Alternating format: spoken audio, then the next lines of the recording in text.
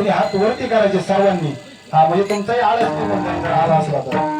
दोन्ही हात वरती करा आणि त्या पांडुरंग परमात्म्याचं इतक्या मोठ्या, त्यालाही वाटलं पाहिजे ना एवढीशी वस्ती आहे, त्या वस्तीत आहेत थोडेच, पण अंतकरणापासून त्यांनी काय केलं, माझं चिंतन केलं की त्याच्या पर्यंत ते पोहोचलं पाहिजे आणि त्यांनी सुद्धा तुम्हाला मला आशीर्वाद दिला पाहिजे. इतक्या मोठ्याने त्या भगवंताचं चिंतन करायचं. विठोबा